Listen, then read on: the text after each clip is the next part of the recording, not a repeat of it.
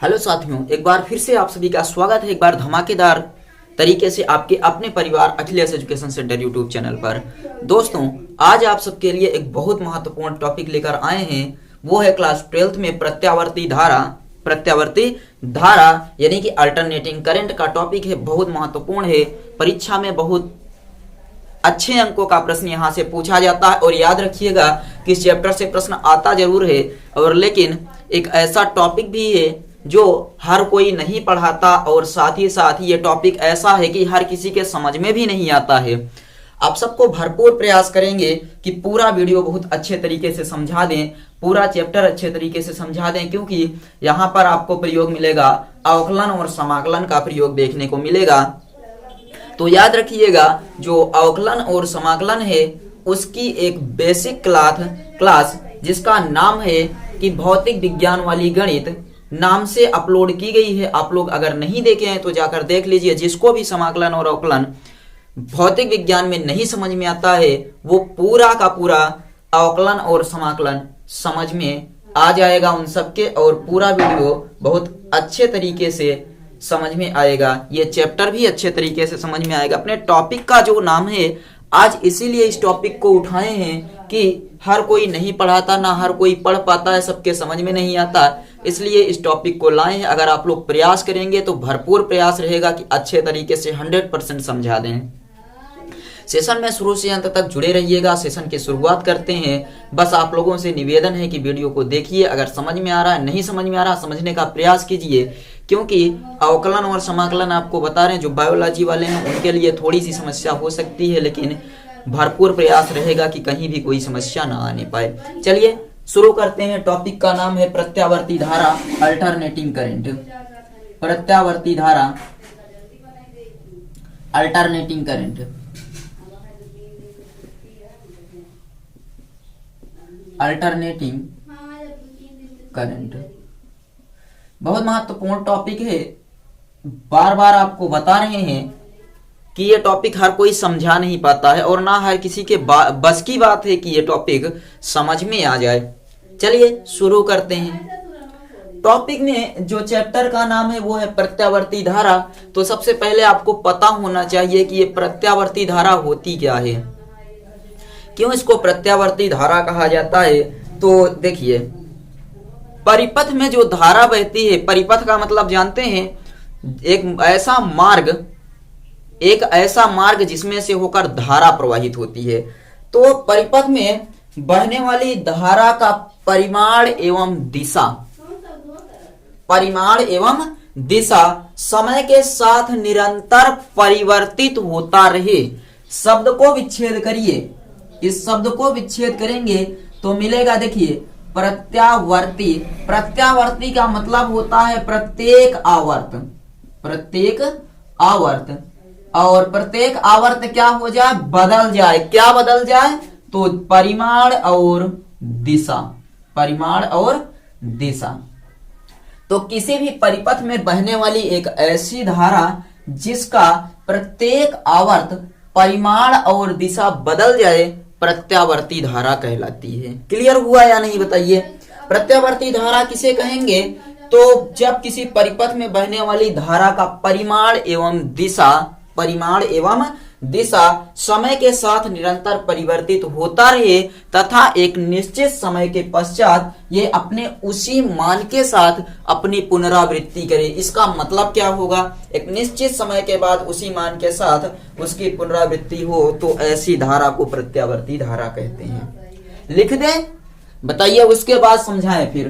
प्रत्यावर्ती धारा हेडिंग लिखिएगा, हेडिंग लिखिए, प्रत्यावर्ती धारा, प्रत्यावर्ती धारा। तो क्या बताएंगे, किसी परिपथ में बहने वाली ऐसी धारा जिसका परिमाण एवं दिशा समय के साथ निरंतर बदलता रहे, और एक निश्चित समय के पश्चात उसी मान के साथ वो अपनी पुनरावृत्ति करे, तो ऐसी धारा को बोलते हैं प्रत्यावर्ती धारा। क्लियर हुआ। लिखिए, जब किसी परिपथ में बहने वाली धारा का परिमाण, जब किसी परिपथ में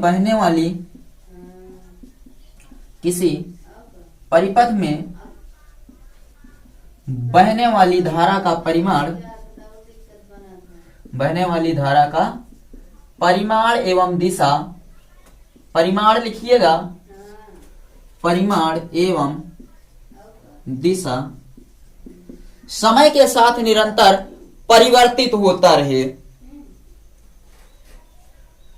क्या हो जाएगा? समय के साथ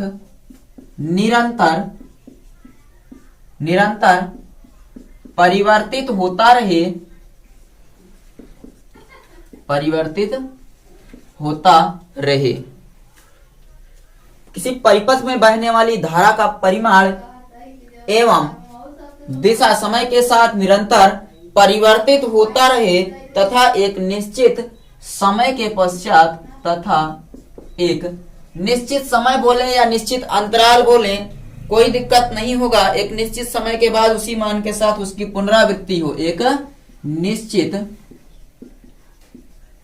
समय के पश्चात या समय के बाद उसी मान के साथ उसकी पुनरावृत्ति हो, उसी मान के साथ उसकी पुनरावृत्ति हो, पुनरावृत्ति हो, तो ऐसी धारा को प्रत्यावर्ती धारा कहते हैं। ऐसी धारा को प्रत्यावर्ती धारा कहते हैं, प्रत्यावर्ती धारा कहते हैं। जब किसी परिपथ में बहने वाली धारा का परिमाण एवं दिशा समय के साथ निरंतर बदलता रहे और एक निश्चित समयांतराल के बाद उसी मान के साथ अपनी पुनरावृत्ति करे, तो परिपथ में बहने वाली ऐसी धारा को प्रत्यावर्ती धारा कहते हैं। देखिए, यहां से शुरू हुई, महत्तम मान, फिर जीरो, फिर महत्तम, फिर जीरो, ये एक सर्प बना दिए। ये क्या बन गया? प्रत्यावर्ती धारा। देखिए, जहां से शुरू हुई, उच्चतम मान को प्राप्त किया, अभी हम लोग निकालेंगे, उसके बाद फिर से आई कहां पर? उसी स्थान पर, फिर न्यूनतम मान पर गई, उसके बाद फिर कहां गई? उसी स्थान पर। इसका मतलब क्या हुआ कि परिपथ में बहने वाली धारा समय के साथ निरंतर बदल रही है। देखिए, बढ़ रही है, फिर घट रही है, फिर बढ़ रही है, फिर घट रही है। समय के साथ निरंतर क्या कर रही है? अपनी दिशा और परिमाण में लगातार क्या कर रही है? परिवर्तन। और एक निश्चित समयांतराल के बाद यह उसी मान के साथ अपनी पुनरावृत्ति करती है, तो परिपथ में बहने वाली ऐसी धारा को प्रत्यावर्ती धारा या अल्टरनेटिंग करंट कहते हैं। क्लियर? टॉपिक समझ में आ गया या नहीं बताइए। हमें नहीं लगता कि प्रत्यावर्ती धारा को परिभाषित करने में या इसमें के एक एक शब्द को अब समझने में आपको कहीं पर भी कोई समस्या हुई होगी।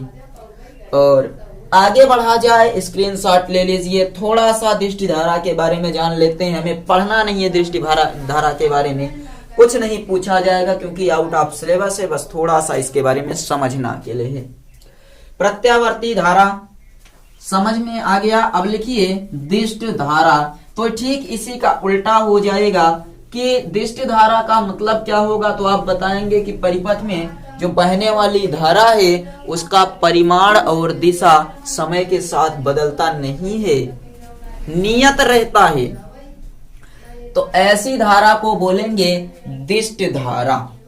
आप दिष्ट बोलें या दिष्टि बोलें, दिष्ट धारा, दिष्ट धारा। प्रत्यावर्ती धारा समझ में आया। तो दिष्ट धारा, दिष्ट धारा का मतलब है डायरेक्ट करंट, और इसे देखिए एसी कहते हैं और इसे डीसी कहते हैं। आपने शार्ट में नाम बहुत सुना होगा कि एसी क्या होता है, डीसी क्या होता है। चलिए, दिष्ट धारा क्या बताएंगे? जब किसी परिपथ में बहने वाली धारा का परिमाण व दिशा समय के साथ नियत रहता है, तो ऐसी धारा को दिष्ट धारा कहते हैं। जब किसी परिपथ में बहने वाली धारा, जब किसी परिपथ में बहने वाली धारा का परिमाण एवं दिशा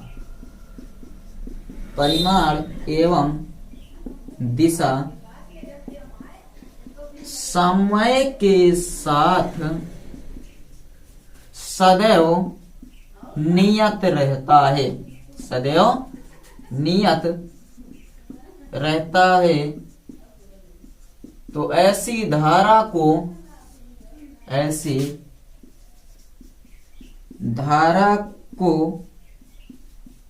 दिष्ट धारा कहते हैं। क्लियर?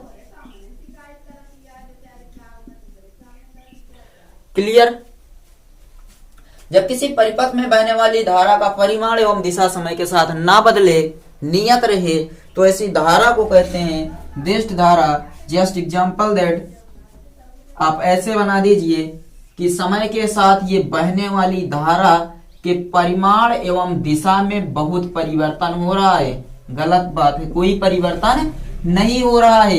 ये हो गया समय, ये हो गई धारा और ये हो गई धारा की दिशा। अगर ऐसा हो तो आप बता दीजिएगा कि ये दिष्ट धारा बह रही है, डीसी करंट चल रहा है। नोट करिए। उसके बाद फिर अब अपने टॉपिक पर आ जाते हैं। इन सबके समीकरणों के बारे में देखते हैं। चलिए नोट कर लिए, आगे बढ़ा जाए। लोग पढ़ते रहिए, पूरी प्रत्यावर्ती धारा समझा देंगे। और ये पहली बार है कि चैनल पर प्रत्यावर्ती धारा पढ़ा रहे हैं। आप लोग नए हैं, सब्सक्राइब कर लीजिए, वीडियो को शेयर जरूर करिएगा, क्योंकि आप सबके लिए वीडियो बनाते हैं, कंटेंट इतना अच्छा आप सबको देते हैं, बस आप लोग शेयर नहीं करते। और एक चीज और, अगर आप सबको इस चीज की नोट्स चाहिए तो जाइए डिस्क्रिप्शन बॉक्स में, वहां पर दिए गए नंबर पर व्हाट्सएप करिए, आपको नोट्स हम प्रोवाइड करेंगे पीडीएफ फॉर्म में। प्रत्यावर्ती धारा अथवा प्रत्यावर्ती वोल्टेज का समीकरण। प्रत्यावर्ती धारा अथवा प्रत्यावर्ती वोल्टेज का समीकरण। प्रत्यावर्ती धारा अथवा प्रत्यावर्ती वोल्टेज का समीकरण।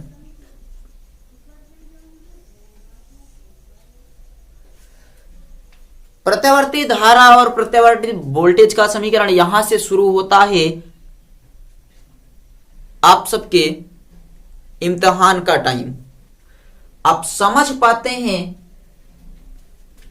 कितना कंसंट्रेट होकर पढ़ते हैं, ये आपके ऊपर निर्भर करेगा कि कंसंट्रेट होकर पढ़ेंगे तो एक बार में समझ में आ जाएगा। थोड़ा सा भी कंसंट्रेशन हिला तो समझ लीजिए टॉपिक गया हाथ से।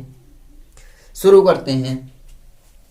मान लेते हैं, माना एक आयताकार कुंडली को एक समान चुंबकीय क्षेत्र में चुंबकीय क्षेत्र की दिशा से थीटा कोण बनाते हुए रखा गया है। चलिए माना, क्या माना कि एक समान चुंबकीय क्षेत्र में एक आयताकार कुंडली को चुंबकीय क्षेत्र की दिशा से थीटा कोण बनाते हुए रखा गया है।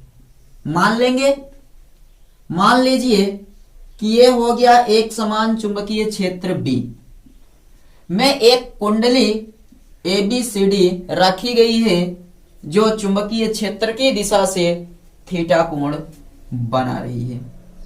या चुंबकीय क्षेत्र की लंब दिशा के साथ, मानिएगा कि चुंबकीय क्षेत्र की लंब दिशा के साथ थीटा कोण बनाते हुए एक कुंडली ABCD रखी गई है।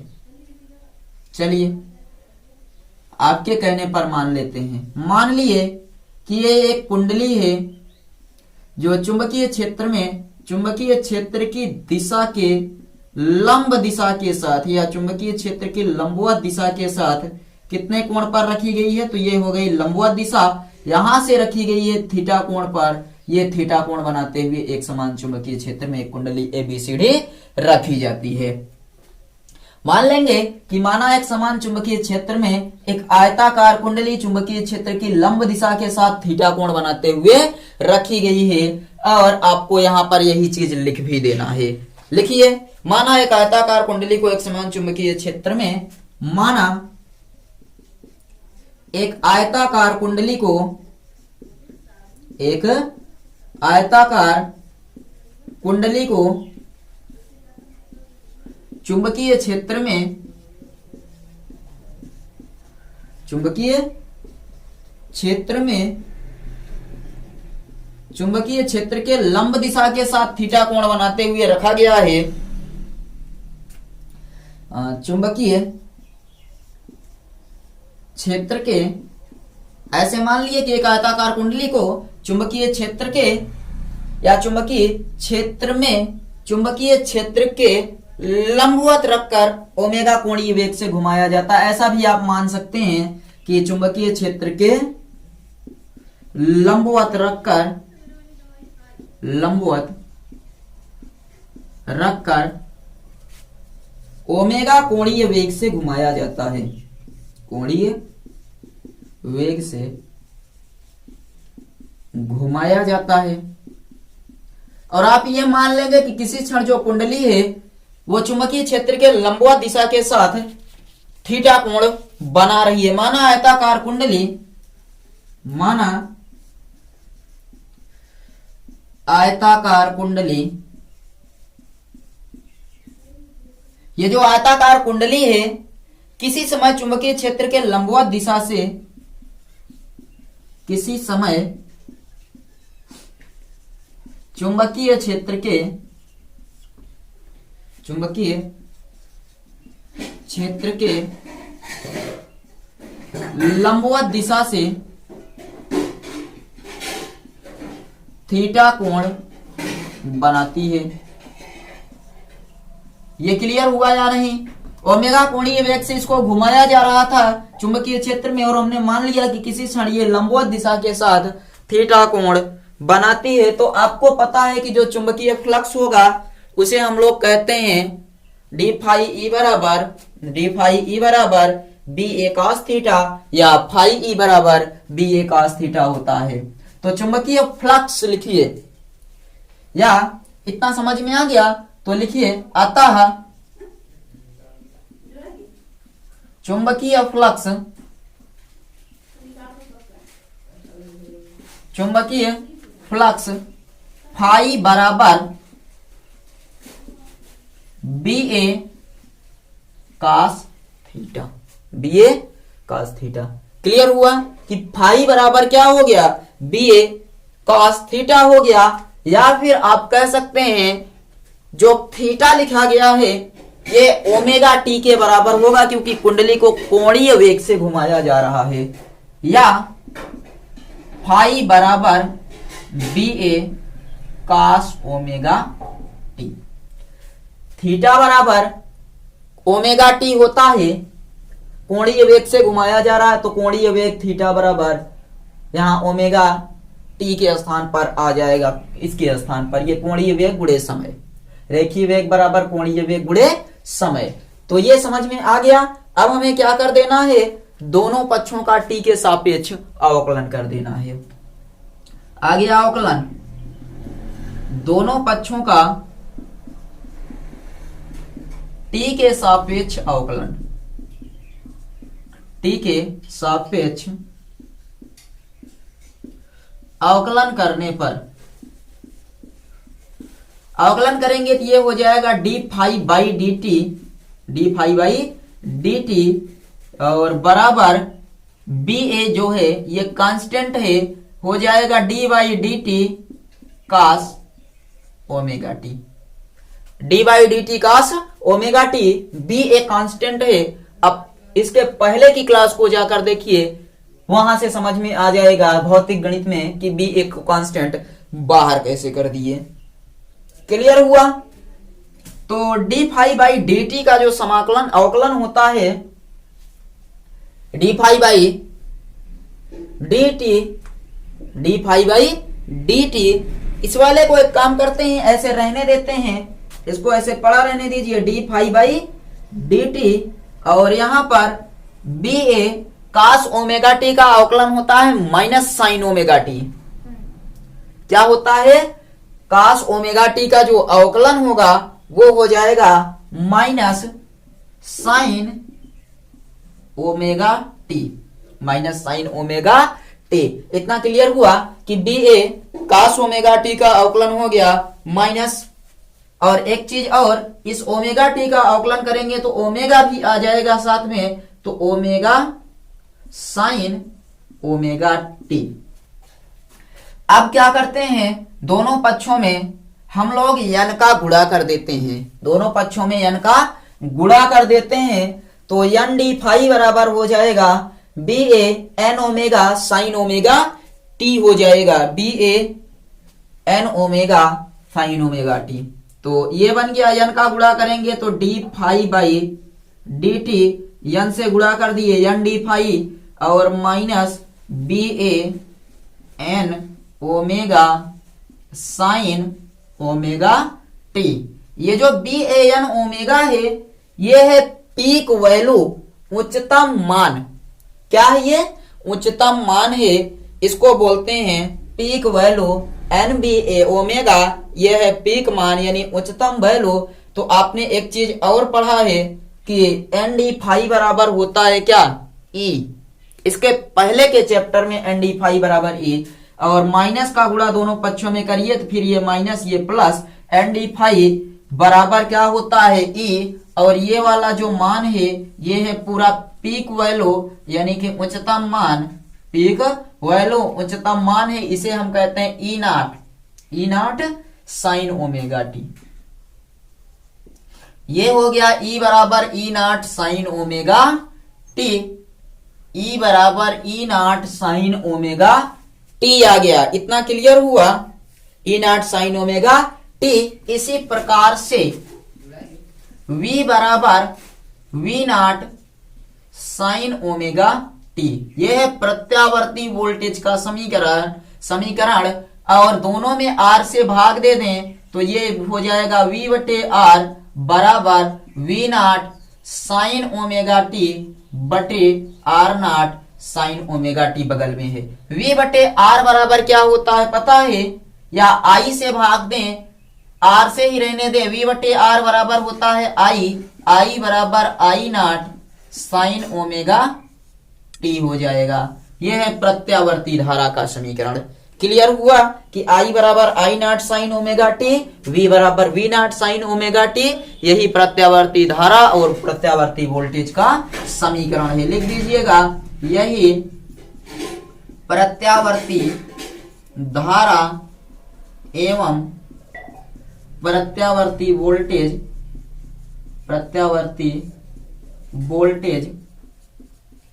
का समीकरण है, प्रत्यावर्ती वोल्टेज का समीकरण है। जस्ट नोट इट डाउन, बताइए समझ में आया या नहीं? प्रत्यावर्ती धारा अथवा प्रत्यावर्ती वोल्टेज का समीकरण कैसे प्राप्त हुआ? तो आप सबसे पहले मान लेंगे कि माना एक आयताकार कुंडली को एक समान चुंबकीय क्षेत्र में ओमेगा कोणीय वेग से लंबवत रखकर घुमाया जाता है, और किसी क्षण ये जो कुंडली है चुंबकीय क्षेत्र के लंब दिशा के साथ थीटा कोण बनाती है। तो निकाल लेंगे चुंबकीय फ्लक्स फाई बराबर बी ए कॉस थीटा, और कॉस थीटा के स्थान पर लिखेंगे कॉस ओमेगा टी, क्योंकि जो कोणीय वेग होता है या रेखीय वेग बराबर कोणीय वेग गुणे समय। टी के सापेक्ष अवकलन कर दीजिए, उसके बाद अवकलन करने के बाद आपको मिलेगा B a constant, cos omega T का होता है अवकलन ओमेगा साइन ओमेगा टी, वो भी माइनस में, और फिर माइनस से गुणा कर दिए, एन से दोनों पक्षों में गुणा किए, और बी एन ए डब्ल्यू बराबर पीक वैल्यू उच्चतम मान ई नॉट होता है।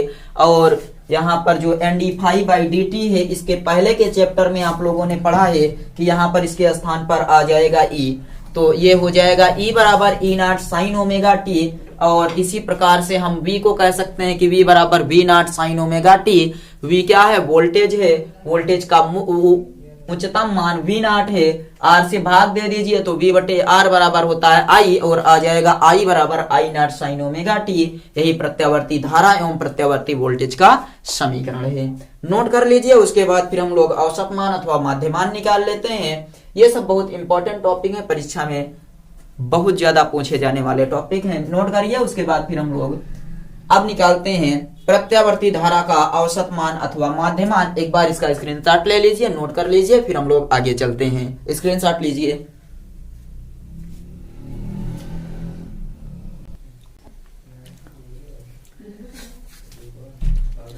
बताइए ये क्लियर हो गया? आगे बढ़ा जाए? चलिए स्क्रीनशॉट ले लिए होंगे। अगले टॉपिक पर हम लोग चलते हैं। इसके बाद का टॉपिक देखते हैं। देखिए जो अगला टॉपिक है वो आपको बताया गया कि प्रत्यावर्ती धारा का औसत मान अथवा माध्य मान। प्रत्यावर्ती धारा का औसत मान अथवा माध्य मान, लिखिए हेडिंग, प्रत्यावर्ती धारा का औसत मान अथवा माध्य मान। प्रत्यावर्ती धारा का औसत मान, प्रत्यावर्ती धारा का औसत मान अथवा माध्य मान। प्रत्यावर्ती धारा का औसत मान अथवा माध्य मान, ये क्या होता है इसको समझिए। देखिए माध्य मान का मतलब क्या होता है इसको देखिए। प्रत्यावर्ती धारा का औसत मान अथवा माध्य मान तो आप बताएंगे कि एक पूर्ण साइकिल के लिए, साइकिल का मतलब जानते हैं वो चलाने वाली साइकिल नहीं, चक्कर होता है। एक पूर्ण चक्कर के लिए प्रत्यावर्ती धारा का जो औसत मान अथवा माध्य मान होता है वो शून्य होता है, लेकिन एक आधे चक्कर के लिए प्रत्यावर्ती धारा का औसत मान ज्ञात किया जा सकता है। समझ रहे हैं? एक पूर्ण चक्कर आपको बताया गया कि प्रत्यावर्ती धारा के एक पूर्ण चक्कर के लिए जो यहां तक के लिए आपसे पूछा जाए तो बताएंगे औसत मान अथवा माध्य मान शून्य होता है, क्योंकि उतना ही प्लस में उतना ही माइनस में शून्य हो जाएगा। लेकिन अगर आपसे कहा जाए कि एक आधे चक्कर के लिए बताइए तो इसका माध्य मान ज्ञात किया जा सकता है। यही हमें समझना है कि एक पूर्ण साइकिल के लिए प्रत्यावर्ती धारा का औसत मान अथवा माध्य मान शून्य होता है, किंतु आधे चक्कर के लिए प्रत्यावर्ती धारा का औसत मान अथवा माध्य मान ज्ञात कर सकते हैं। लिखिए एक पूर्ण साइकिल के लिए, एक पूर्ण साइकिल के लिए,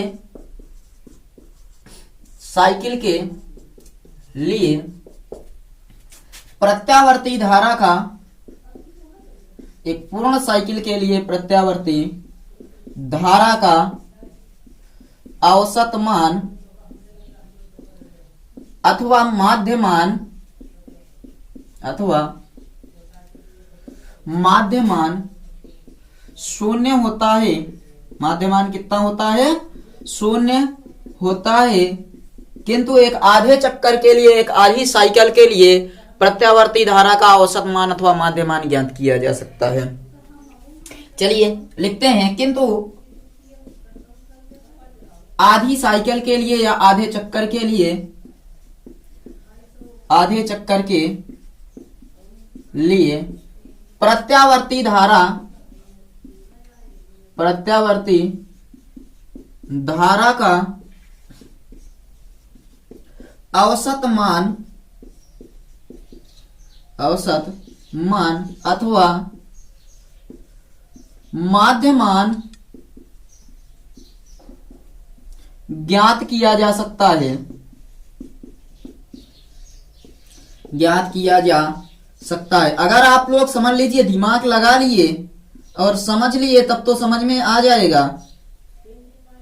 ध्यान भटक गया तब फिर नहीं समझ पाएंगे। इसलिए कंसंट्रेट होकर पढ़िएगा।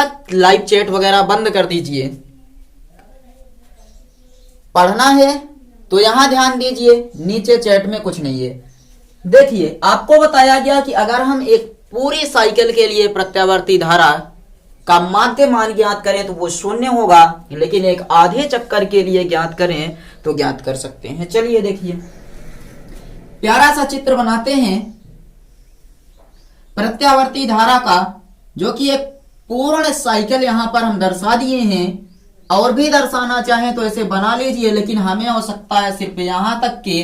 तो यहां तक के मान हम लिखते हैं। ये t बराबर कितना है, यहां पर समय t बराबर 0। समझ में आ रहा है? t बराबर 0 और ये आधा है, आधा है।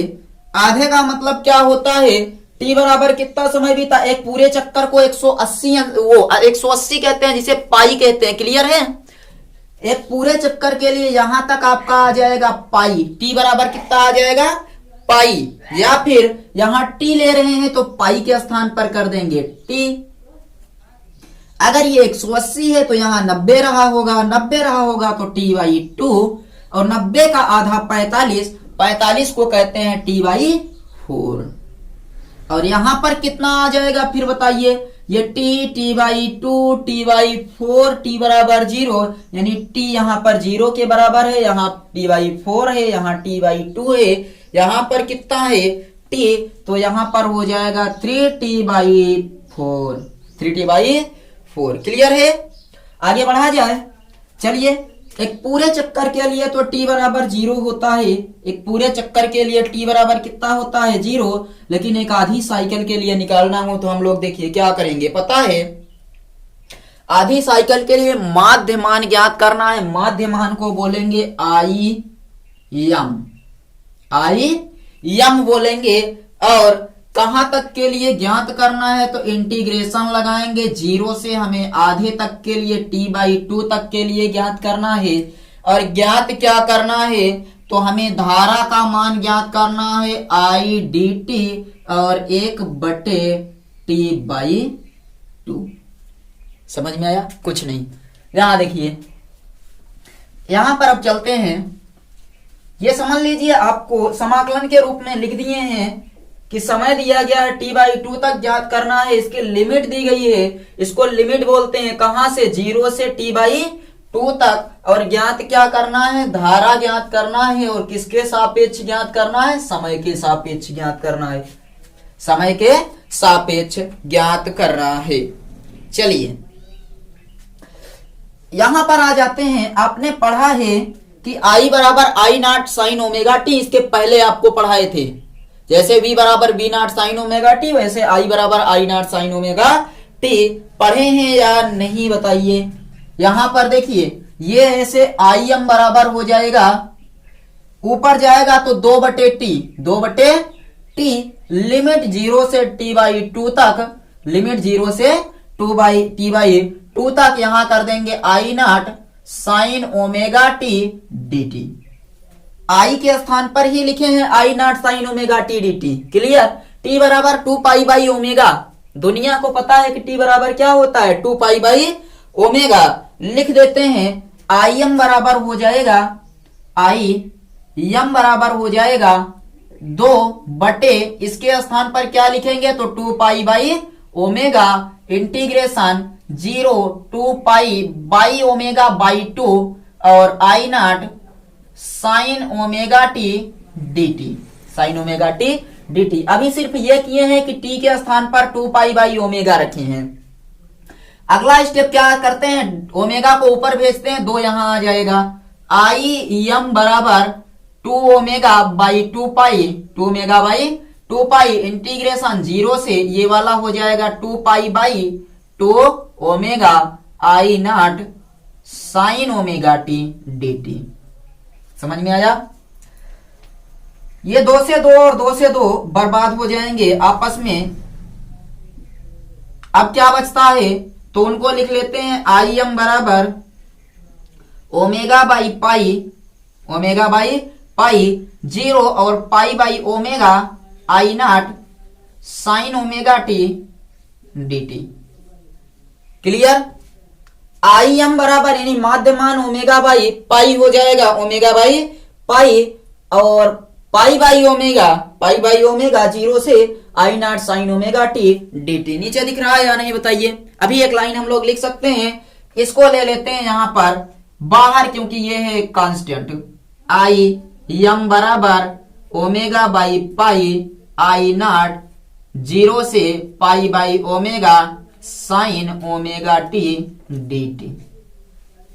साइन ओमेगा टी का समाकलन करना है तो 1/ओमेगा कास ओमेगा टी हो जाएगा इसका समाकलन, 1/ओमेगा cos omega T. Sine omega का समाकलन जानते हैं क्या होता है, कास ओमेगा, इसका समाकलन देखिए यहां से अब यहां पर कर रहे हैं, आई एम बराबर चेंज कर रहे हैं मार्कर, देखिएगा आई एम बराबर ये आई एम बराबर इंटीग्रेशन, आई एम बराबर इंटीग्रेशन, ये वाला पहले हाँ यहाँ पर पहले इन चीजों को लिख लेते हैं, omega by pi I not, और इनका समाकलन कर देते हैं तो हो जाएगा काश ओमेगा टी, साइन का होता है माइनस काश ओमेगा टी बाई ओमेगा, यानी आप कह सकते हैं 1/ओमेगा काश ओमेगा टी माइनस में हो जाएगा। इसकी जो लिमिट है वो है 0 से पाई बाई ओमेगा, 0 से पाई बाई ओमेगा। क्लियर हुआ कि माइनस काश ओमेगा टी बाई ओमेगा और लिमिट है पाई बाई ओमेगा से 0 तक। आई एम बराबर omega by pi I nought by omega, ये बन गया माइनस आगे कर लिए काश ओमेगा टी, लिमिट कहां से कहां तक, 0 से पाई बाई ओमेगा तक। आई एम बराबर माइनस ओमेगा बाई पाई, ये ओमेगा को बर्बाद कर देते हैं इससे, तो कितना बचेगा आई नॉट बटे पाई काश ओमेगा टी, समाकलन किसके सापेक्ष किए हैं, टी के, तो यहां पर दोनों का मान हमें रखना होगा, ध्यान रखिएगा मान रखना पड़ेगा।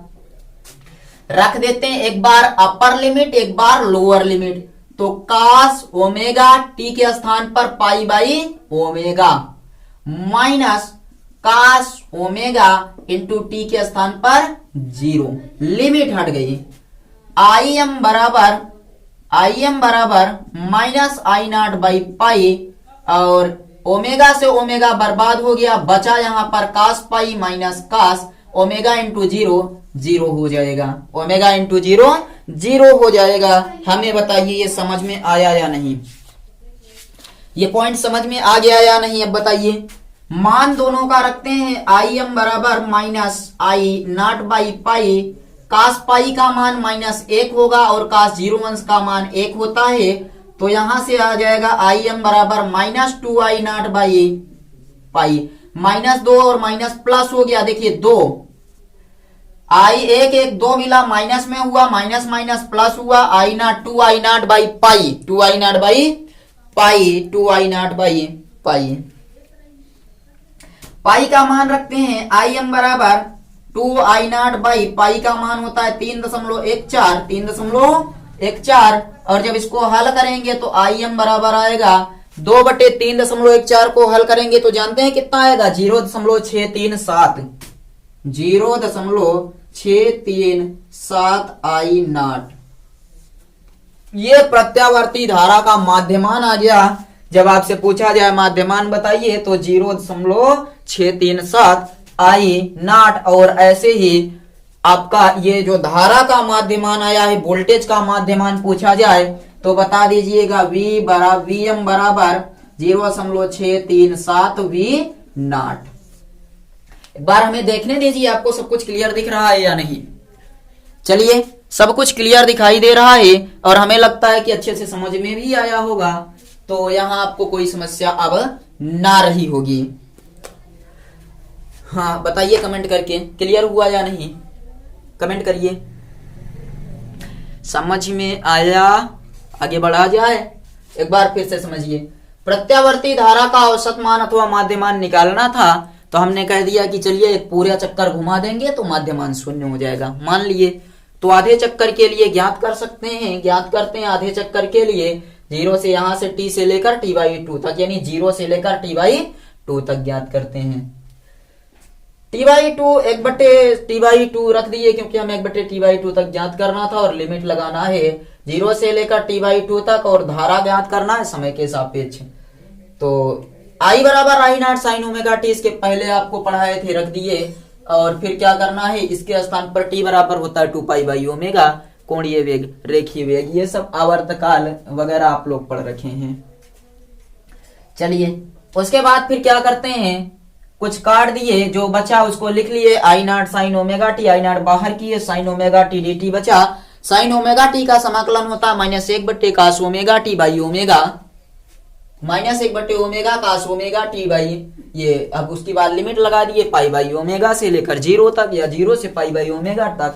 फिर ओमेगा से ओमेगा कट गया और बचा आई नॉट बाई पाई, और यहां लिखा जाता है एक बार अपर लिमिट एक बार lower limit, upper limit minus lower limit कर दिए, upper limit minus lower limit काटने के बाद ओमेगा बचा 180 और 0, 180 का मान -1, फिर -1, माइनस माइनस -2 और माइनस से माइनस फिर कटा 2i बटे पाई, पाई का मान 3.14 रखकर जब हल किए तो आ गया 0.637 आई नॉट। ऐसे ही Vm बराबर 0.637 वी नॉट। नोट कर लीजिए, यह हो गया प्रत्यावर्ती धारा का औसत मान अथवा माध्य मान, ऐसे ही प्रत्यावर्ती वोल्टेज का औसत मान अथवा माध्य मान। क्लियर है या नहीं बताइए। इसको आप लोग नोट कर लीजिए, हमें लगता है अच्छे से समझ में आ गया होगा। फिर अगले टॉपिक पर चलते हैं, नोट करिए।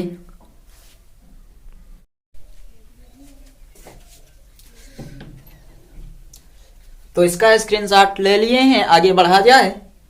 प्रत्यावर्ती धारा का वर्ग माध्य मूल मान। अगला, प्रत्यावर्ती धारा का वर्ग माध्य मूल मान। हेडिंग लिखिए, वर्ग माध्य मूल मान। प्रत्यावर्ती धारा का वर्ग माध्य मूल मान। यह समझ में आया या नहीं बताइए, यह समझ में आ गया। तो अगली हेडिंग लिखिए, प्रत्यावर्ती धारा का, प्रत्यावर्ती धारा का वर्ग माध्य मूल मान, वर्ग माध्य मूल मान। और आप लोग प्रयास करिए, समझ जाएंगे। चैटिंग बंद कर दीजिए, अच्छे से समझ में आ जाएगा तुरंत। चैट करेंगे तो समस्या होगी, उसके बाद फिर आप लोग कहेंगे समझ में नहीं आ रहा है टॉपिक। चलिए देखिए, वर्ग माध्य मूल मान क्या होता है तो बताइएगा।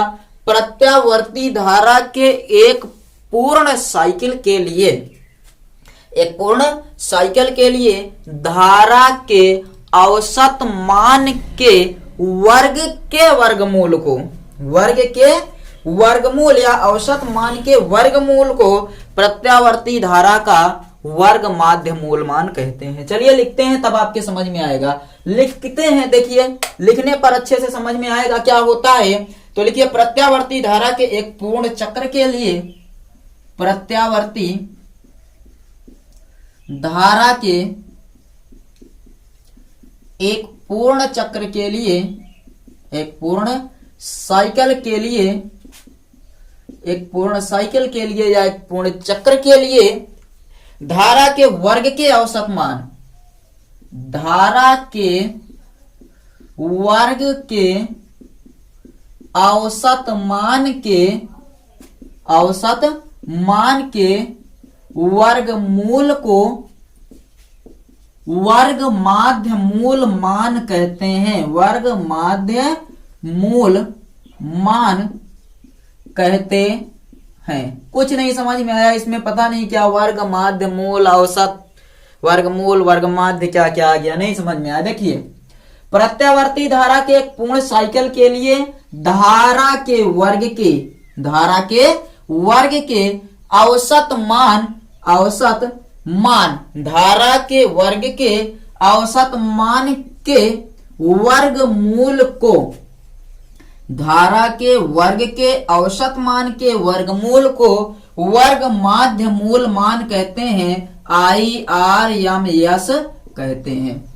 एक पूर्ण चक्र के लिए धारा के वर्ग के औसत मान के वर्गमूल को वर्ग माध्य मूल मान कहते हैं, वर्ग माध्य मूल मान कहते हैं। और जिसे हम लोग क्या बोलते हैं, वर्ग माध्य मूल मान कहते हैं। चलिए देखते हैं, ये तो हो गई परिभाषा।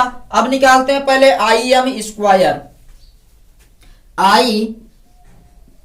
IM स्क्वायर बराबर 1/, एक पूर्ण चक्कर के लिए देखना है तो हमें t तक जाएंगे, इंटीग्रेशन 0 से लेकर t तक I स्क्वायर dt। क्या करेंगे, I स्क्वायर dt कर देंगे। चलिए देखिए, ये क्लियर हुआ कि हमें एक पूर्ण चक्कर के लिए ज्ञात करना है। और वर्ग माध्य मूल मान, तो पहले वर्ग ज्ञात कर लेते हैं, माध्य मूल मान के स्थान पर रख देंगे, इसी के स्थान पर आ जाएगा। इतना क्लियर हुआ कि IM स्क्वायर बराबर 1/t, 0 से t तक I स्क्वायर dt। चूंकि I बराबर I not sine omega T, I बराबर I not sine omega T, इसलिए हो जाएगा IM स्क्वायर बराबर 1/t, यहां पर हो जाएगा I not square sine square omega square T, या आप कह सकते हैं ओमेगा टी, साइन स्क्वायर या साइन ओमेगा टी का स्क्वायर dt। क्लियर हुआ या नहीं बताइए? पूरा मान क्लियर हुआ? इसकी लिमिट लिख दीजिए 0 से लेकर t तक। लिमिट कहां से कहां तक? 0 से लेकर t तक। इतना क्लियर हो गया होगा। अब क्या करते हैं, सबको अलग अलग कर देते हैं थोड़ा सा और इसके आगे का काम करते हैं। यहां पर देखिए दूसरी लाइन में, इधर समझ में आ गया या नहीं बताइए? दूसरी लाइन में ध्यान दीजिए। दूसरी में क्या करना है आपको? दूसरी वाली लाइन में अब करना है आई नॉट का स्क्वायर हो गया, और या इसको अगर हम और थोड़ा सा अलग तरीके से लिखना चाहें तो ऐसे कर दें कि आई नॉट साइन ओमेगा टी का होल स्क्वायर। अब सबको अलग अलग लिखते हैं। यहां से आई एम स्क्वायर बराबर 1/t लिमिट 0 से लेकर t तक I not square sine square omega T, I not square sine square omega T और dt। आई नॉट स्क्वायर बाहर हो जाएगा, टी का मान रखते हैं 2 pi by omega. I not square बाहर करते हैं, टी का मान कितना रखेंगे? 2 पाई बाई ओमेगा। तो आई एम स्क्वायर बराबर 1/2 पाई by omega integration 0 2 pi by omega, और ये वाला आई नॉट को बाहर फेंकिए। आई नॉट का स्क्वायर हुआ, बचा कितना? Sign square omega T dt, sign square omega T dt। इनको ऊपर भेज दीजिए। आई एम स्क्वायर बराबर ओमेगा बाई 2 पाई, और बगल में आई नॉट का स्क्वायर इंटीग्रेशन 0 से 2 पाई बाई ओमेगा, और sign square omega T dt। Clear है? इतना क्लियर है या नहीं बताइए जल्दी से। आगे बढ़ा जाए। आई एम स्क्वायर बराबर omega I not square by 2 पाई, और यहां पर अब क्या करते हैं? साइन स्क्वायर ओमेगा टी का होता है 1 minus cos omega T by 2। सूत्र है साइन स्क्वायर ओमेगा टी बराबर क्या होता है? 1 माइनस कास 2 ओमेगा। वैसे तो होता है 1 माइनस कास 2 थीटा बाई 2, लेकिन 2 ओमेगा टी बाई 2 हो जाएगा। रख दें?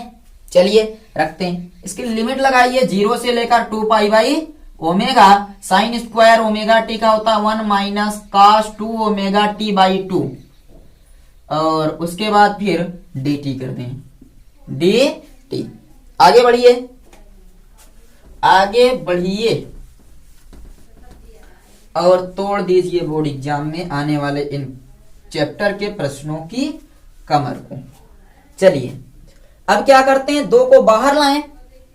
2 को बाहर ले लें तो कितना हो जाएगा? यहाँ 4 हो जाएगा। लेते हैं बाहर।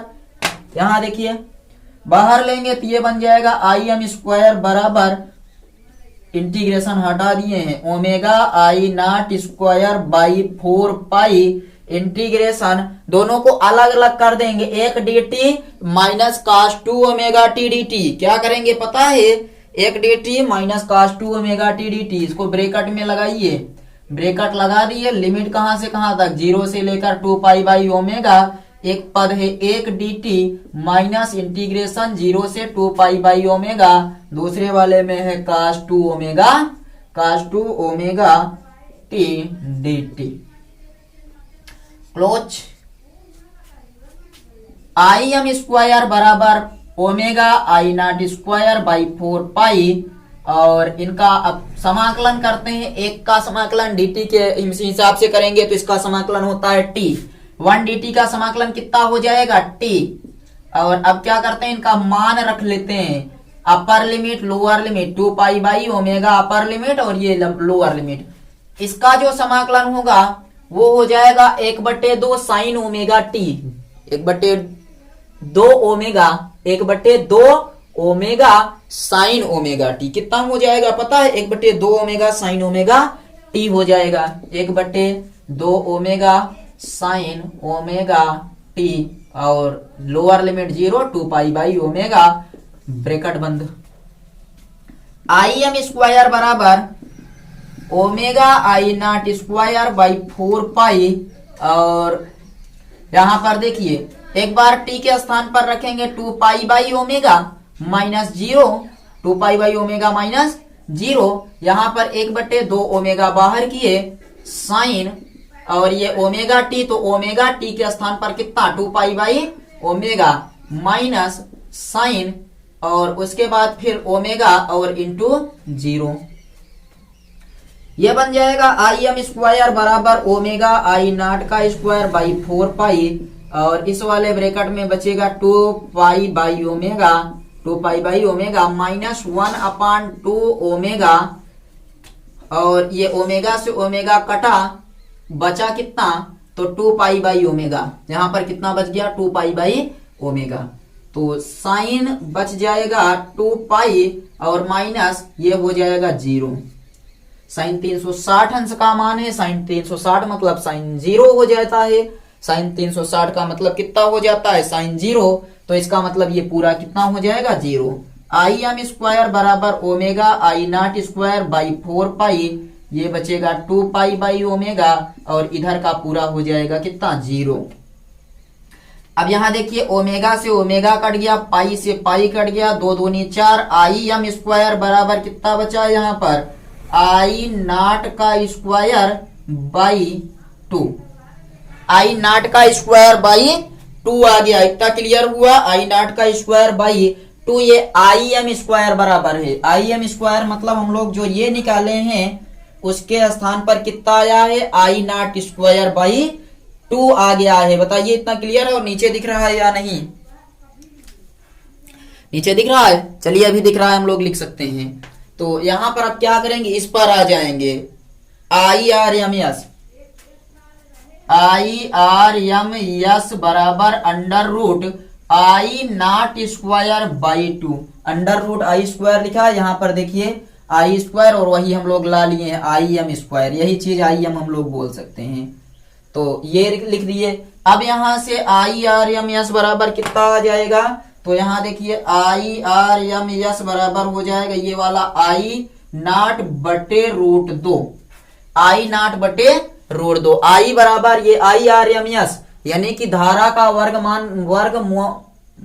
माध्य मूल मान कितना आ गया आई नॉट बटे रूट 2 आ गया, आई नॉट बटे रूट 2, इसे कह सकते हैं कि आई आर एम एस बराबर 0.707 आई नॉट, ये कितना आ जाएगा उसको हल करेंगे यानी 2 का मान 1.414 रखकर जब हल करेंगे तो कितना आ जाएगा पता है 0.707 आई नॉट।